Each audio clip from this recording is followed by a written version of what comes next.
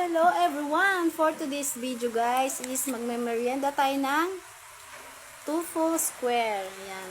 Tinda ng aking pinsan guys. So, bumili tayo ng halagang 20 pesos. So, bali 5 pesos guys ang isang ganito. Yan o. Mukhang masarap. Itong paborito namin bilhin sa kanya guys. Ito ang pinaka best seller daw niya ay Tofu Square. So, merienda tayo guys kahit maulan.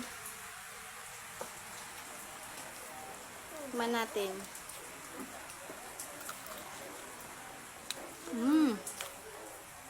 Ang sarap. Kahit araw-araw ako nito guys kumain.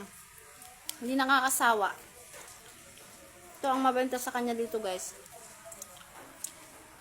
Para siyang takoyaki. Daddy, Magandang hapon everyone. Merienda tayo. Kayo guys, anong merienda nyo dyan?